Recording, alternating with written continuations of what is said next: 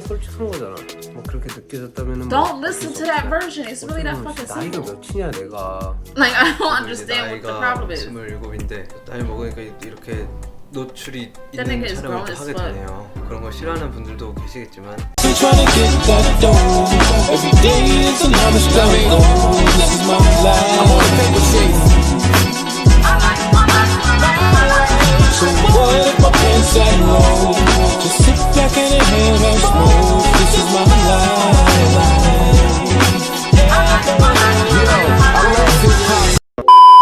Alright guys, what's up? So we are getting into the BTS solo promotions, favoritism or proper strategy. I've been tapped into BTS's solo promotions because I follow a lot of like the fan pages and I also follow the guys on like Instagram and shit. So I pay attention to when they release. The only person I didn't know actually released like a full body of work was Taeyong. I don't know how it like skipped past me. I knew he was releasing like music videos and like singles, but I didn't know he put out an actual body of work until someone in my comments just recently told me. I was like, oh shit, I had no idea. Also, someone also mentioned that Yoongi was in the military, which I don't know if that's true or not, because I had no idea that he was in the military. Y'all let me know. I haven't heard or seen anything to where that showed me he was in the military. I don't know how the fuck that skipped by me, but somebody let me know in the comments if that's true, because I don't know. Only people I know that's in the military right now is Jin and Hobie. And of course Jungkook is doing his thing right now with his solo music, and he just came out with his album, which I haven't even listened to yet. There's a few albums that I still have to get to. So I definitely want to get into Jungkook's album for sure. And see what that's giving. I'm hoping he taps into R&B a little bit, or maybe like funk, like the song that I just listened to that I thought was like really dope. That Standing Next to You record was fire. He ate that, he smoked that. So hopefully maybe the album is giving a little bit more of that, a little bit more R&B. We'll see. Maybe some ballads on there, I don't know. But yeah, favoritism or proper strategy.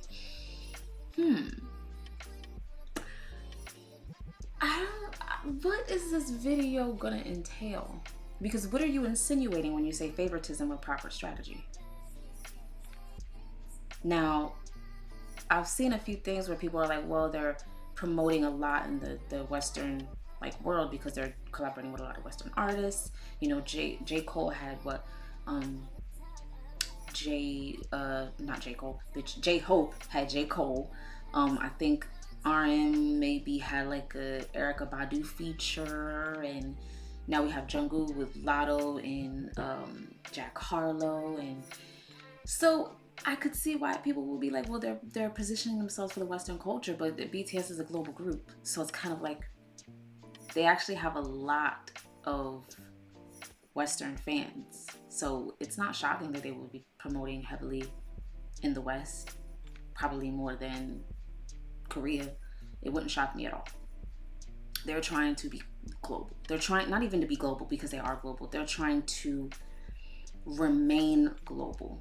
They're trying to remain in our faces by keeping them in the Western culture, keeping them doing interviews, keeping them collaborating with Western artists. They're trying to keep them relevant and in our faces. That's what I personally think. Do I think it's favoritism? No, I personally don't think it's favoritism. I think it's a strategy. It's obvious. It is obvious, but I think it's strategy. Again, I think they're trying to stay in our faces. We already know when it comes to K-pop idols and stuff like that, going into the military, once you start going, your favoritism and your relevancy kind of starts to dwindle. And that's me looking at different K-pop groups in the past and then seeing where they are now. Are they still talented and killing shit? Sure.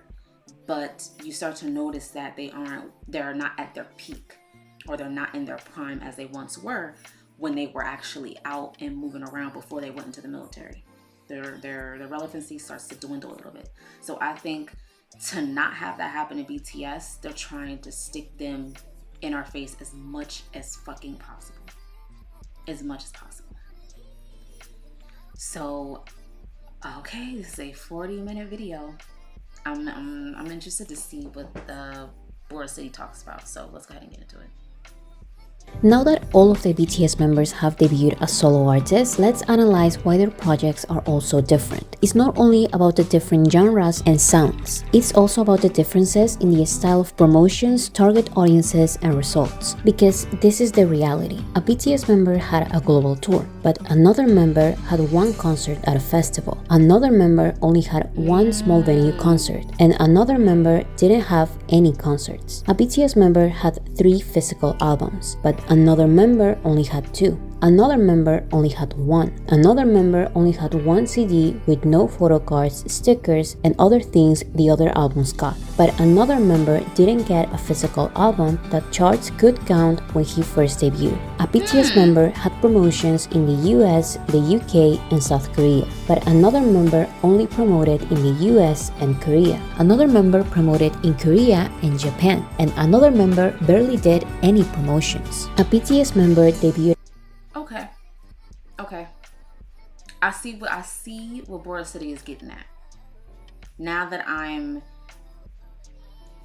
visualizing it and I'm thinking about when every member of BTS has dropped, how much they popped up on my timeline, how much I've seen them promoting or maybe doing interviews and stuff like that. I definitely remember a lot about Jimin's promotions, and I'm just now starting to see Jungkook's promotions. I didn't see any Taehyung promotions at all. That's why I didn't even know that nigga came out with an album. If you really want me to keep it a stack, I didn't even know that nigga came out with an album. I see no promotions from Taehyung at all. I don't even think I've really seen a lot of promotions from Yoongi. I definitely see some promotions from J-Hope, and that's because he did the festival. Was it Rolling Loud, bitch? It was one of them festivals over there that he had did. So he did a few interviews pertaining around that. But even then, I didn't see him like going on Jimmy Fallon, Jimmy Kimmel, all this shit like that. Like, I wasn't seeing that. I feel like Jimin and Jungkook, I don't even want to say it's favoritism. I can't even say it's favoritism.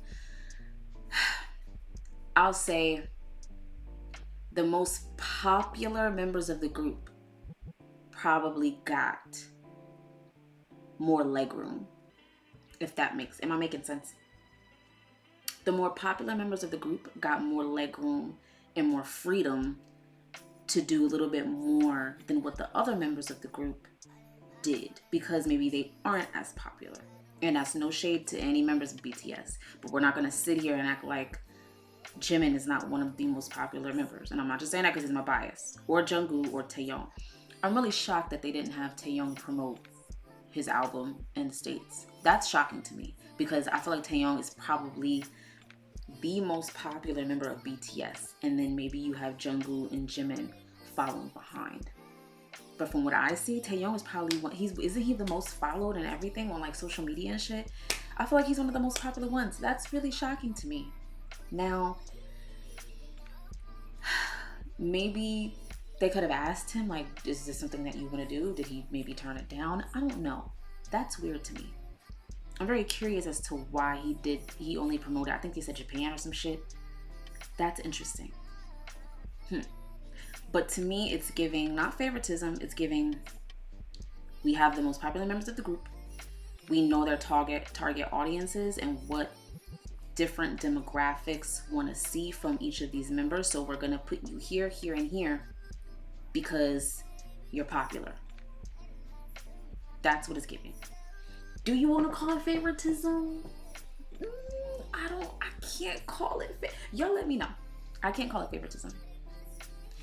But bitch, I don't want to talk too much because this is a long ass video. So a #1 on the Billboard Hot 100, and his song was the #1 song worldwide for weeks on a row. But another member only debuted at #1 on the Hot 100. Another member almost entered the top 50, but another only entered the top 100. When you phrase things like this, conflict awaits. Fans complain about unequal support by the label, unequal support by fans, and of course, unequal results. But I think these comparisons are unfair, and at this point, I'm sorry.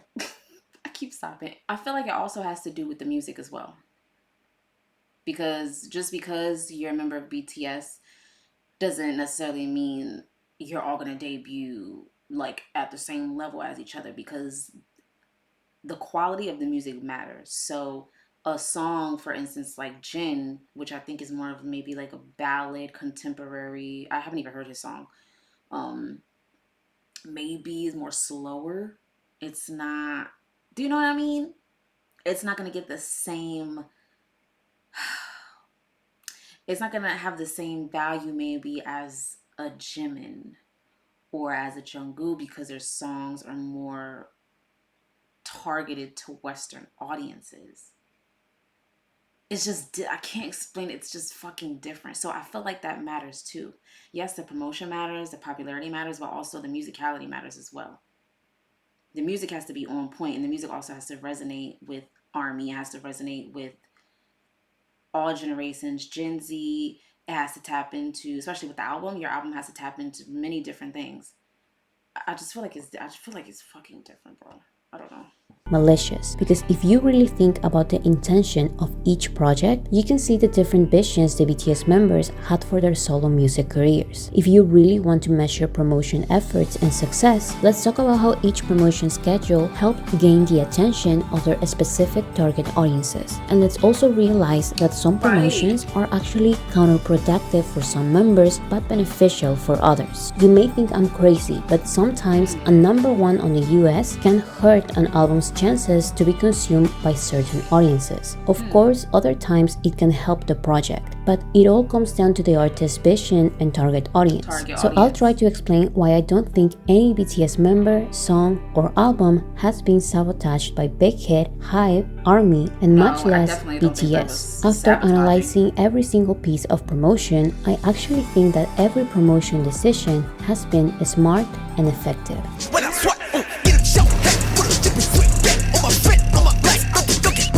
The member who started the BTS solo era was J-Hope. Like the other members part of the rap line, J-Hope released his first solo project as a mixtape. This is not his official solo debut. Hope World and the other solo mixtapes did not have official promotions, but they were shared on social media by Big Hit. These type of projects were side projects shared for ARMYs as a gift or as extra free music. This is important to highlight so we can understand why some BTS members do certain promotions and not others. Confused ARMYs and J-Hope solo stands can say that J-Hope's Jack in the Box debut album was sabotaged by Big Hit and HYBE because it was released with no physical versions and no performances in Western TV shows or K-pop shows. These three things are expected in a regular BTS promotion schedule, but this is J-Hope's solo career, so look at what he did do and conclude what new audience he wanted to attract. For what I can see, J-Hope wants his debut album Jack in the Box to be a long-lasting record listened to not only by ARMYs but also by global fans of hip-hop, people who are actually interested in hip-hop as a genre. Oh, J-Hope! He got ambitions to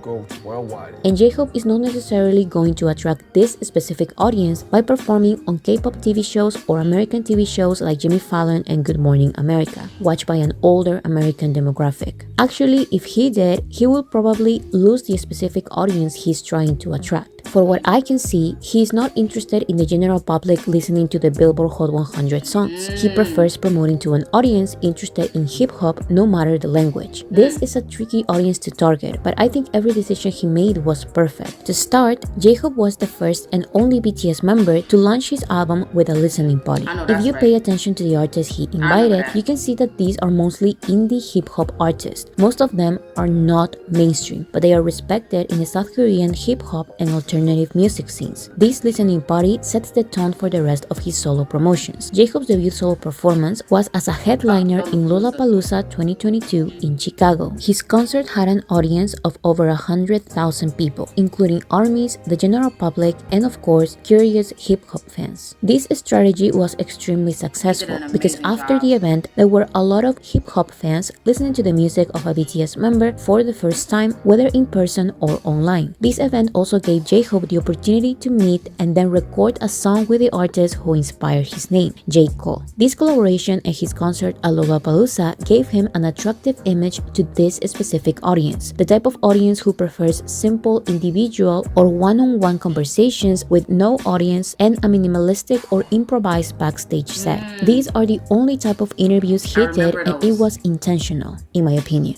The only exception was his interview at the Seasons, but this is also very strategic because this is not a K-pop show watched by K-pop fans. Unlike K-pop shows, the Seasons has long interviews with no rehearsed answers by idols doing aegyo and an ending fairy and performing a choreography with playback. For this same reason, the interviewees, the performances, and the audience watching the show are different. Thanks to this, J-Hope has the freedom to do a more personal performance he wouldn't be able to do on a K-pop TV show. The last thing to note about J-Hope's solo debut is the pace of promotions. He didn't do every interview and performance the first 2 weeks of the album release. This could put his Billboard and Korean charts positions in risk, but that's okay because that was not his goal. He actually performed in Lollapalooza 2 weeks after his album release, and he continued with promotions with months in between each promo. Almost 5 months after the release of the album, he performed at the 2022 Mama, which let him do a unique stage with no choreography. Then, 6 months after his debut, J-Hope performs at Times Square New Year's Eve. 7 months after his debut, he releases and promotes his J-Hope in the Box documentary on Disney Plus and has an interview on a popular YouTube channel. 9 months after the release of his album, he performs and has an interview on The Seasons. As you can see, the promotions are focusing on longevity more than on day one success, so J-Hope's records reflect that. Here comes the biggest complaint. When J-Hope released Jack in the Box, the physical album did not come with a physical CD. They came with most small things you would get in a regular BTS physical album and a QR code to listen to the songs on the Weverse Albums app. This code replaced the CD, and for that, it did not count on Western. I think I mentioned it in my Jungkook video. I think it was a Standing Next to You music video where I said I get emotional about Jimin, and I do. But now I find myself getting emotional about a lot of the members. And I think it has to do with the fact that the first K-pop group that I was like really drawn to before any other K-pop group, before I was reacting to any other K-pop group or tapped into any other K-pop group. But bitch, before I even like really knew what K-pop was, bitch. Like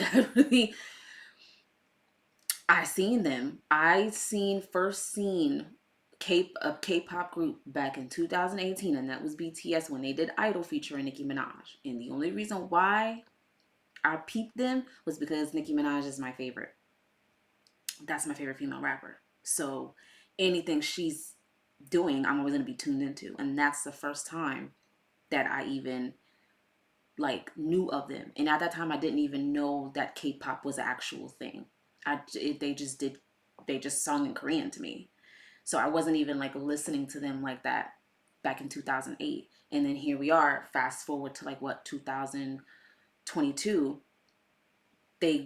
I just start peeping them again because they came out with like Butter and they did the Grammys and shit. And that's when I started to be like, oh my God, like I started to truly, truly, truly fall in love with this group.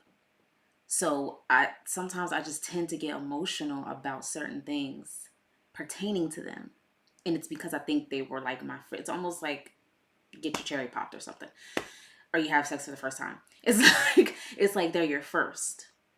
And I think that's why I become like super emotional and like sensitive when it comes to them. Like I don't play about them at all. So yeah.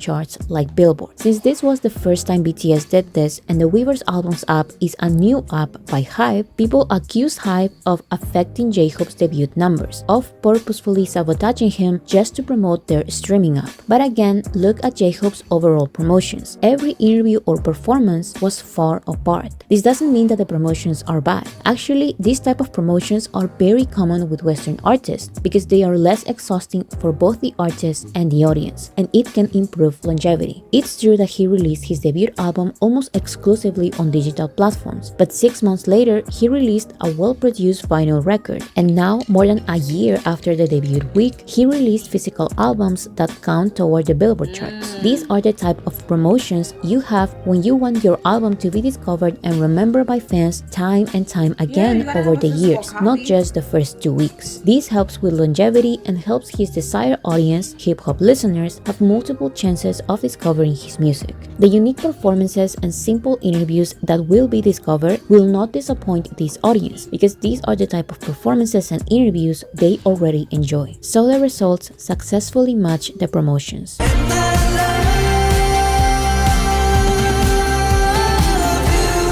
Next, we have Jin's solo debut single, The Astronaut, which he released as a See You Later song before going to the military. The biggest complaint I've seen about Jin's debut is from solo stans saying that this is not a proper debut because most members had album debuts, but Jin only had a single. The assumption is not that Jin decided to release a single, but that HYBE and even BTS are at fault because Jin said that he wanted to go to the military earlier during the summer, right after the end of the Proof promotions in June. Therefore, according to some people, Jin was forced by the other BTS members and their label to wait until October for their unexpected Busan concert. So he had no choice other than to go to the military on the winter and quickly release The Astronaut after being busy with everything. This gave him only days to promote his song. So there were no interviews in America and no music shows in Korea. He only performed as a guest artist in Coldplay's concert in Argentina. However, you don't need to be a genius to realize that The Astronaut was not made for the general public's consumption. Like Jin said multiple times, he wanted to make one song for armies before going to the military. He talked to Chris Martin from Coldplay about the kind of message he wanted to transmit, and Chris Martin produced the song specifically for Jin. This was not meant to be an official debut with a non-army audience in mind. This doesn't mean that it was an abandoned project. The Astronaut is Jin's official debut single and had 2 physical album versions, a music video, a lyric video, a live stadium performance, official merchandise, and even a show of 4 episodes with a vlog style. He also had 5 interviews, 1 by himself, 1 with Suga, and 3 in relaxed, non-serious settings, 2 for YouTube channels and 1 for TV. All of these interviews and shows helped him relax and comfortably talk in his native language about his life and future. So once again, this BTS solo project was successfully recognized by its desired audience, in this case, ARMY. We would have to wait for Jin's solo debut album after his military service to know what kind of music style and new audience he wants to pursue.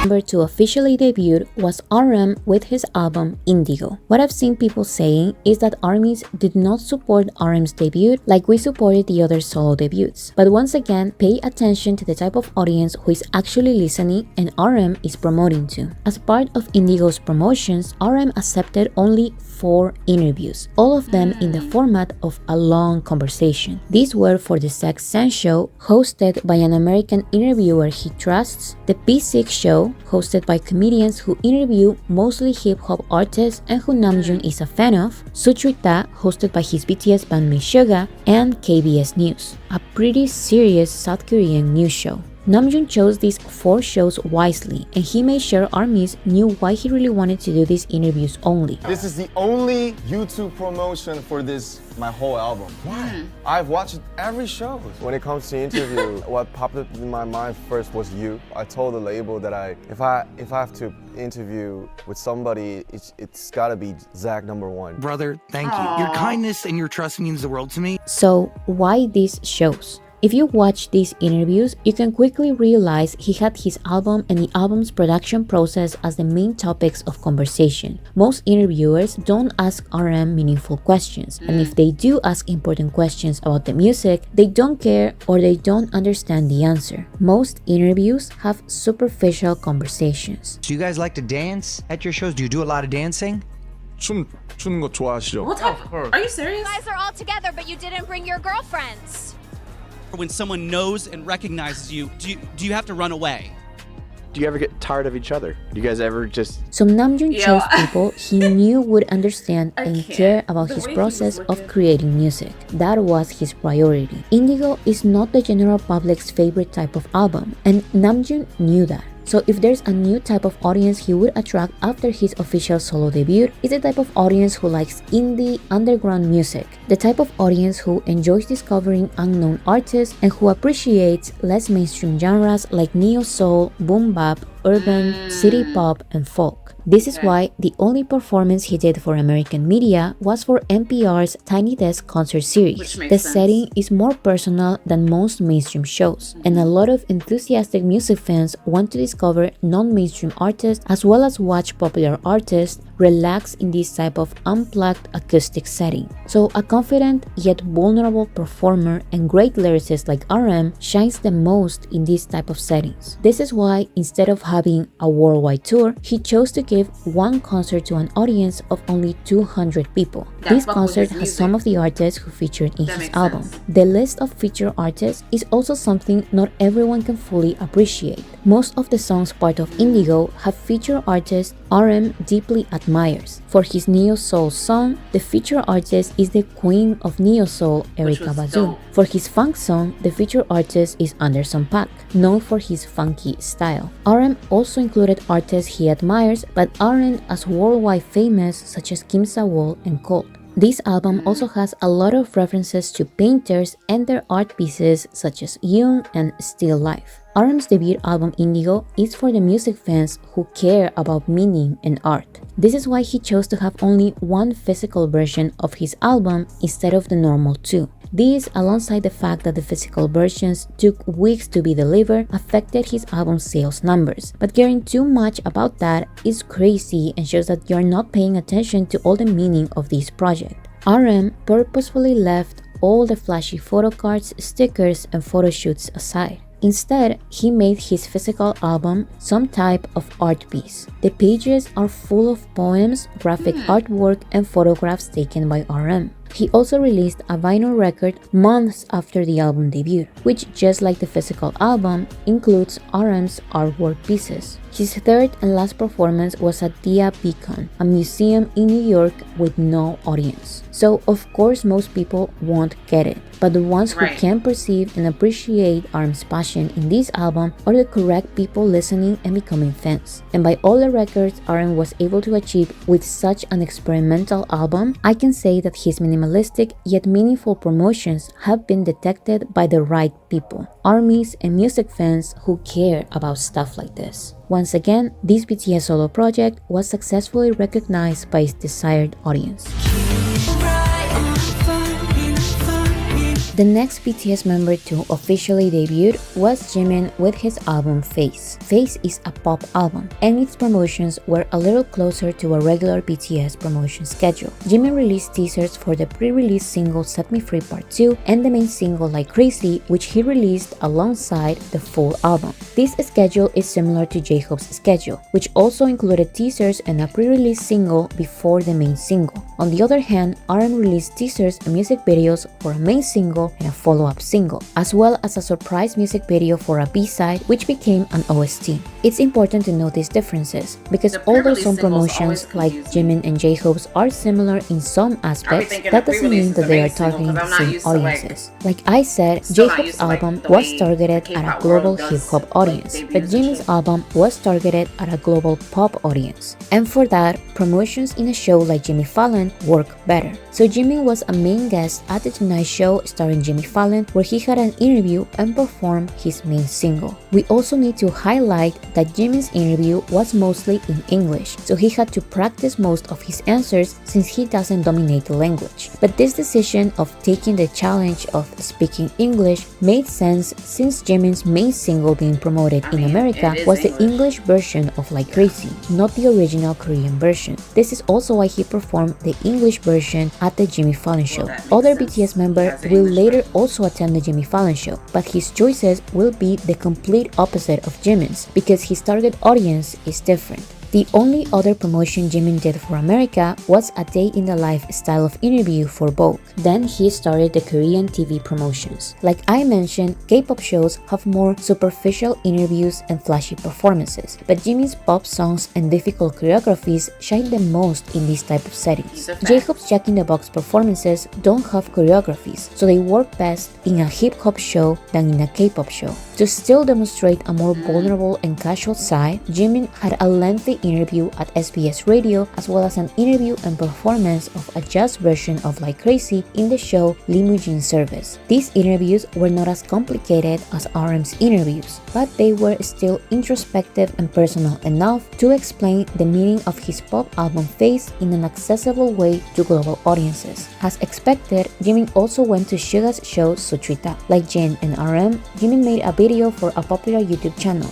and like Jin, Jimin released 2 physical versions of his album. Finally, Jimin was the first member to release remixes of his main single and to have video calls with fans. However, many complained that all of these promotions ended too fast because only 2 weeks after, Suga started promoting his debut album. While I do agree that Face felt like a very short era, I don't really see what else he could have done. Actually, Jimin did more promotions than any other member up until this point. It just all went really fast because Suga had a tour planned, so he had no choice other than releasing his album then. Suga also couldn't have his tour later because his military enlistment date was approaching fast. So it was literally then or never. Still though, Suga's album and type of promotions are very different to Jimin's album and promotions, and if there's any new audiences listening to them for the first time, they won't be the same audiences. I also think it's even crazier to put Jimin and Suga against each other and compare their promotions when this opportunity gave us a lot of really cool promotion crossovers. I still understand, however, that the Face era was a little frustrating because since it had some promotions in America,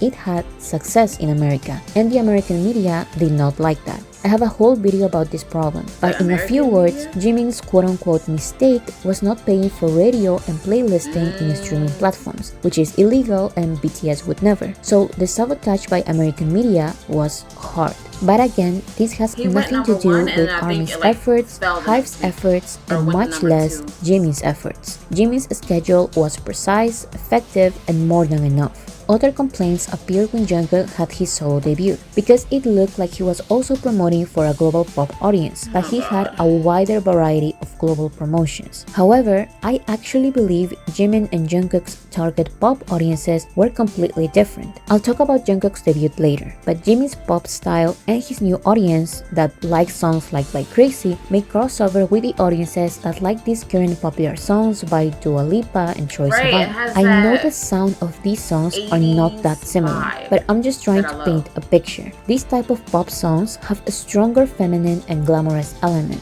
and they have this disco, house, synth style that is kind of trendy these days. To put it in BTS terms, both Boy With Love featuring Halsey and Butter featuring Megan Thee Stallion are pop songs, but the general public that likes Boy With Love featuring Halsey is not always the same general public that likes Butter featuring Megan Thee Stallion. Jimin's solo debut is a little closer to Boy With Love, while Jungkook's solo debut is a little closer to Butter, so their promotions are going to be different. Because Jimin's pop style is friendlier to the general public than the other solo debuts up until this point, like Crazy, 73 Part 2, and the album Face broke multiple records in mainstream charts and platforms like Billboard, Spotify, and Korean charts. The achievements of other members like J-Hope and RM are different because the promotions were different, because the target audiences were different. So once again, this BTS solo project was successfully recognized by its desired audience.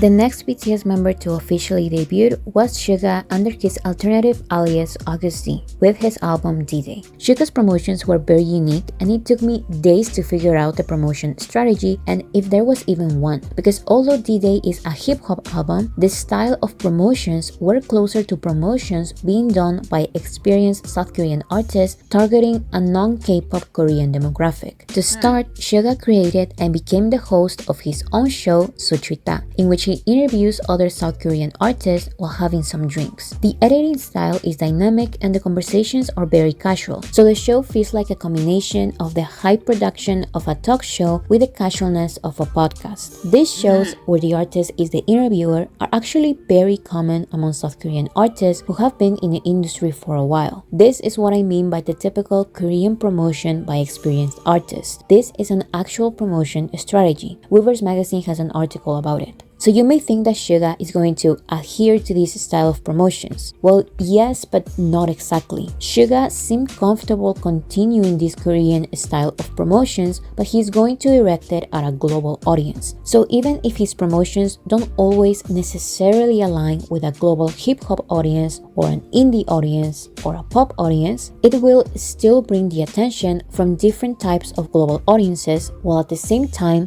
giving itself a constant cleanup. So I think Suga's promotion strategy was, if you're open-minded and you like me and my music, good for you. And if you don't, I don't care. I'm serious, you just need to look at everything he's done. First, Suga released his pre-release single, People Part 2, which is a collaboration with IU, a beloved singer in South Korea who also has her own show. As part of the People Part 2 promotions, Suga hosted his own radio show and was a guest star at IU's show a couple of days after the song release. Both the song and music video are very calm, and I can sense the Korean concept of Han, which is common in South Korean music and BTS songs like Spring Day. The music video even has an ending scene in which Suga explains the sentiment of the song. So although it's hard for this song to be globally successful with the general public because it's not flashy, it doesn't have a choreography, and the explanation scene makes the video too long for mainstream audiences, its message, style, and feature artists work with an older Korean demographic who doesn't necessarily listen to K-pop. While the promotion for People Part 2 is friendlier to this Korean audience, the main single Haegum is friendlier to a global audience. The high-budget music video with a strong storyline immediately got the attention of global hip-hop,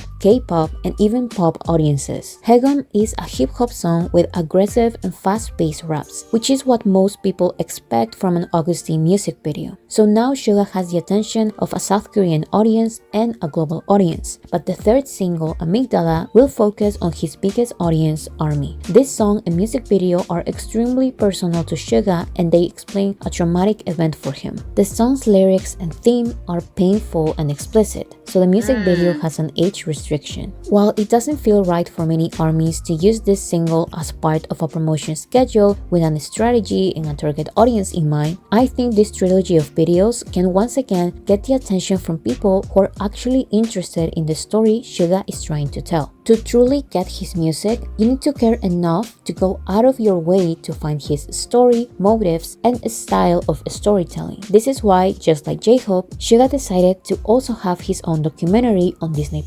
He's basically giving every audience the opportunity to understand him and his music, but if they don't, he won't go out of his way to convince anybody. Just look at his promo activities. The documentary titled Suga Road to D-Day follows Suga on a trip around the world in the search of inspiration for his debut album, and it includes exclusive performances with a live band. Soon after, Suga started his sold-out tour around the US and Asia. Like the rest of his album promotions, this tour felt very raw, personal, and real. He replaced the neat choreographies with performances with a guitar and a piano. So although Suga being a guest at The Tonight Show and even playing a game with Jimmy Fallon may seem like attempts to go mainstream, Suga decided to continue his casual style of promotions and refused to speak English or dance a choreography for mainstream audiences. He still put himself out there and accepted many interviews for different radios in America. But by choosing to speak his native Korean and have a translator on his international interviews, Suga prioritized the meaning of his album and his true personality. So only the ones who are not bothered by reading subtitles will be the right new audience listening to his music. This BTS solo project was successfully recognized by its desired audience.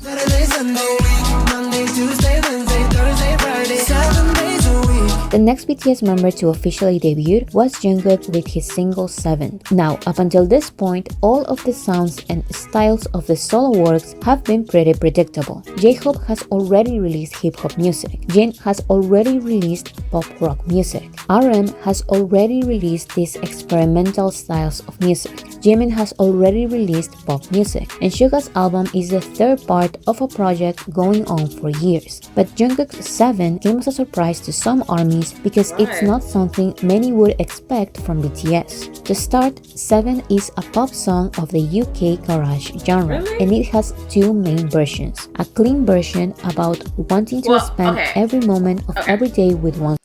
Now, I wasn't expecting him to say night after night I'll be fucking you right. Now, I wasn't expecting that. But the sound, I feel like it wasn't like a crazy sound where it was like, oh my God, this is so left field. I don't think it was like that. But definitely the explicit version took me by surprise. I was like, oh my God. So, yeah. Lover and an explicit version which expresses a more sexual desire. Combine this with Jungkook's commercials as a new ambassador for Calvin Klein and Seven's promotional campaign, and you can see a clear new image of Jungkook as an artist. Both versions of the song feature the American rapper Latto, and the music video features the South Korean actress Han Soo-hee as Jungkook's girlfriend. The promotions were focused on 3 countries: the US, the UK, and South Korea. In the US, Jungkook had an interview and performed Seven on the day of its release in New York as part of Good Morning America's summer concert series. He then had interviews with Spotify and radio shows like Odyssey Music, The Elvis Duran Show, Sirius XM, C100 New York, and iHeartRadio. In the UK, Jungkook had an interview and performed on BBC's The One Show and on BBC Radio 1's Live Lounge. In South Korea, Jungkook only performed in the K-pop music show in Kigayu, but that one performance was enough to make Jungkook the most awarded K-pop soloist this year across different K-pop shows. As well, Jungkook released 3 EPs of remixes: the weekday version, the weekend version, and the Alesso remix. The physical CDs were produced by Hype America, and they did not have the regular style of a BTS single album like Jeans the Astronaut, for example. Instead, this CD was a simple CD, more common in the US. This is nothing new. BTS has already released simple CDs, vinyls, and cassettes like this for their US singles. This style of promotions in the US helped Jungkook become the second BTS member to get a #1 song on the Hot 100 as a solo artist. In a few words, Jungkook's promotion schedule included a lot of the activities artists do to make their song go mainstream. However, because the song is explicit, it caters a Western mainstream audience and it doesn't have a profound message like the other BTS solo projects, some people think it's too westernized and that it doesn't feel like a BTS song. While I do agree that Seven is mainly targeted at Western audiences and the general public, why is this surprising or even disappointing to some fans? I think this is happening because sometimes ARMYs don't truly accept BTS as their pop culture image. They see them through their wholesome, family-friendly, philosophical image only. And this can sound very nice, but I think this is the reason why Seven can come as a shock to them. And to be honest, I'm a little tired of this because it's like some ARMYs want BTS to be the artist they want them to be, not the multidimensional artists BTS truly are and want to be recognized as. Because it's always the same story. BTS shows versatility, people say this is not what I expected from them. BTS released DNA, it sounds too Western. BTS released Boy With Love, it sounds too Western and it lacks meaning. BTS released Dynamite, it sounds too Western, it lacks meaning and it's in English, so the K-pop fantasy is broken. BTS released Butter, it sounds too Western, it lacks meaning, it's in English, and they only care about Western success. BTS released Permission to Dance, it sounds too Western, it lacks meaning, it's in English, they only care about Western success, and it was not written by the BTS members. And now Jungkook releases Seven, but it sounds too Western, it lacks meaning, it's in English, they only care about Western success, it was not written by a BTS member, and it's too explicit. But like I said a million times already, BTS makes music that attracts completely different audiences, and this is not new at all. Some people say that Jimin's song was also mainstream pop, but at least 2 BTS members were songwriters and it has meaningful lyrics. But it looks like these fans are ignoring the past years of BTS's career. Wasted on Me, Dynamite, Savage Love, Butter, Permission to Dance, and Bad Decisions were targeted at the Western general public. While still releasing the regular hip-hop, pop, and R&B songs, BTS promoted one song with the purpose of being the mainstream song that can actually get recognized in Western media like Billboard and the Grammys. Once again, they do this all the time. While continuing their meaningful Korean discography, BTS has released an English project for Western audiences and a Japanese project for Japanese audiences, so I don't know why this is suddenly a surprise. And Jungkook's global promotion worked. 7 has been the #1 song worldwide for weeks, and I won't be surprised if it's nominated for American award shows. And this makes a lot of sense. Think about BTS's old competition, mainstream hip-hop based duets with explicit lyrics. While it's easy to judge these songs for being too explicit or meaningless, the truth is that this is what the general public listens to, and a song doesn't have to be clean or have multiple layers of meaning to be a good song. Actually, there was one time when an interviewer had the same criticism for one of the songs competing with Dynamite back in 2020, but BTS disagreed with the interviewer and defended the song. 네, WAP에게 웹? 가능할지. 아니 그거 그냥 댄스 챌린지로 유명한 거지. 별거 아니에요. 노래는 아닙니다. 저 얘기는 아니에요. So just because a song is explicit doesn't mean that it's bad or dirty. 당신을 엿먹이는 것과 당신을 사랑하는 것은 같은 것이 아닙니다. 서양 아티스트로서 더티 버전을 만든 이유는 무엇입니까? 그게 왜 더티 Bro, 버전이야? shut the 그게 왜 fuck 더티 up. 버전인데? Like, I cannot. 이유를 설명을 해봐. explicit 버전인데. 솔직한 거잖아. 뭐 그렇게 느껴졌다면은 Don't listen to that version. It's really that fucking 나이가 simple. 몇이냐 내가. Like, I don't understand what the problem is. 27인데 나이 먹으니까 이렇게 노출이 That 있는 nigga is 촬영을 grown 또 as 하게 fuck. 되네요. 그런 거 싫어하는 분들도 계시겠지만 7 is actually the perfect song for today's pop.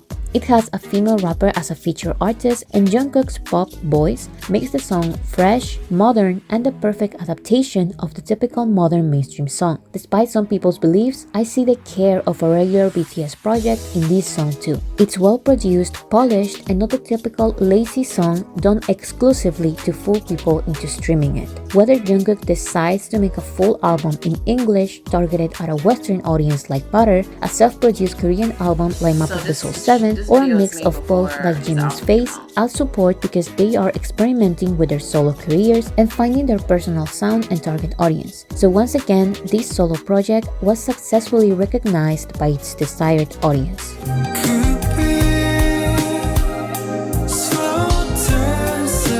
The last BTS member to debut as a solo artist is V with his album Layover. These promotions have started not long ago, but we can already see what kind of audience Taehyung is promoting to. However, complaints by solo stans were out before the album was out. They claim that the label is purposefully not doing any promotions and that Taehyung is doing everything himself by sharing his projects on social media. This idea that HYBE is constantly trying to sabotage the artist that brings them the most money is pretty silly, but it's funny how it's always the solo fans who complain about favoritism. Just like every BTS solo project, we need to understand and accept that their music is different. Layover is very different to all of the BTS solo projects, so the promotions are going to be very different as well. Just like most of V's music as part of BTS, Layover is R&B with elements of soul and pop. Therefore, the performances and interviews will fit the promotions for an R&B project. So don't focus on every mainstream promotion Taehyung didn't do. Focus on how he is choosing alternative mediums for promotions. To start, Taehyung released 5 different music videos, one for each song of the album. This is already huge. The maximum number of music videos a BTS member has released for one album is 3, a pre-release, a main release, and a follow-up. But Taehyung has 2 pre-releases, a main release, and 2 follow-ups. This is a new strategy that I wanted BTS to try for a while. Think about these popular albums. Their promotions included music videos for multiple of the album's songs. This prolongs the artist's promotion schedule and it helps each song of the album become popular, not just one song or 2. So if we concentrate on this R&B project's promotion strategy, let's think about every door Taehyung opened for himself by releasing these many music videos. His debut performance was not at a Western show or a K-pop show or a festival. It was on a new Korean music show that slows down chart competition by announcing an artist of the month, not a song of the week, which usually exhausts the artist and the fandoms. This show is also more personal than a festival or a Western TV show. So for this kind of calm album, this debut stage feels right. On K-pop shows, artists normally perform 1 or 2 songs, 3 being the maximum number of performances. But this specific K-pop show let Taehyung perform 4 of his songs at once. Why am I mentioning this? Because the only reason Taehyung was able to perform his entire album on K-pop TV shows was because he released music videos for the entire album. For Inkigayo, he performed the main single Slow Dancing and Rainy Days. For Mnet, he performed Slow Dancing and Love Me Again. For Music Band, he performed Slow Dancing and For Us. And for N-Pop, he performed Slow Dancing, Love Me Again, Rainy Days, and Blue. It's genius. Taehyung was able to promote his entire R&B album on K-pop TV shows. This is the first time an artist has done this successfully. But it doesn't end here. Taehyung did not only choose this new K-pop TV show with less than 60,000 subscribers as an alternative medium. He also was one of the first artists to perform on the new series Tiny Desk Korea. This is a new show part of NPR's Tiny Desk concert series, which features only South Korean artists. But Taehyung's performance was released on both Tiny Desk Korea and NPR's Tiny Desk concert. So he is, in a way, promoting his Korean R&B album to a global audience. Finally, Taehyung became the first member to promote in Japan. This is also very smart because if there's any country with a big market who would listen to an R&B Korean album, is Japan, the second biggest music market in the world. These interviews and performances helped Taehyung show his warm and soulful personality to an audience that is more likely to consume this kind of project. His personality is also reflected on the style of photo shoots and the 3 physical albums he wanted to release. These music videos, teasers, interviews, and media articles are planned, organized, and shared not only by V but also by HYBE and BTS on all of their social media platforms. If you expect Taehyung to have the numbers of pop releases or the type of promotions of the hip-hop releases, you are crazy because he never intended to promote to those audiences. For an R&B album, Layover is huge, and this BTS solo project is successfully being recognized by its desired audience. Not forget that although BTS are on their era of solo music, they are still releasing music as a group. After the solo promotions started with J-Hope, BTS promoted their song Run BTS. They released The Planet, an OST song for an animated film, and they released Take 2 as part of their 10th anniversary celebration. Just like every other solo project and group project, these songs have different sounds, so they have different audiences, so they have different promotions. Run BTS is a song that is friendly to K-pop audiences. It's fast-paced, it has a choreography, and it shows a ton of energy. So they released a dance practice, performed it at their Busan concert, and released a lot of TikTok videos with K-pop artists. The Planet is a song for an animated series about a young idol group with superpowers. So the genre is pop and the style is simple but energetic. The music video and promotions are all related to the show, and they have a younger audience in mind. Take 2 is a classical letter song for armies. It was written and produced by BTS members, and it has the classical BTS sound when it comes to slow pop, R&B, ballad songs. Like I mentioned before about V's project, this style of songs actually work pretty well on Japanese audiences, so it debuted at number 6 on the Billboard Japan Hot 100, with no music videos, remixes, or anything. But it's pretty clear that the main audience for this song is ARMY, so it charted well on pretty much every global chart. Basically, every one of these songs had the right promotions for each of their audiences. We need to see the solo projects and their promotions like this too.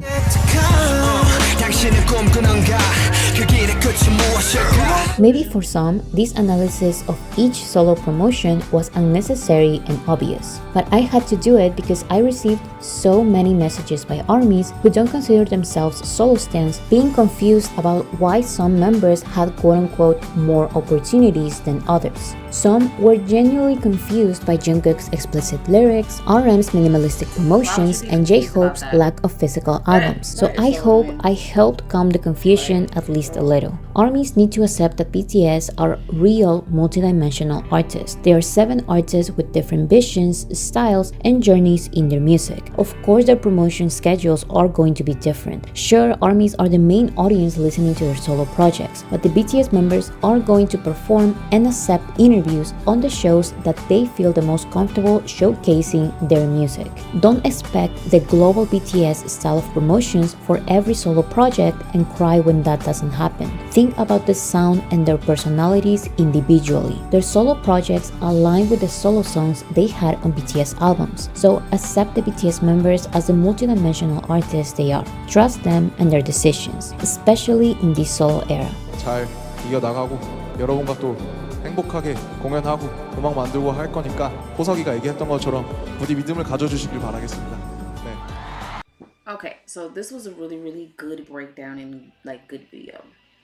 Really good. Yeah. Listen. I don't know. Again, I don't think that there was favoritism. She broke down everything really good. I don't think that there was favoritism. I just think that some members are popular than other members, and they're just gonna get a different type of recognition. It's gonna get a different type of push, a different type of promotion. Everything is just gonna be just different. It's not gonna be the same for every single member, and you gotta realize that. Also, these are grown-ass men, and that whole cutesy, oh, they gotta be wholesome act is like so motherfucking played out, bitch. I just can't even stand it anymore. Like, I really cannot.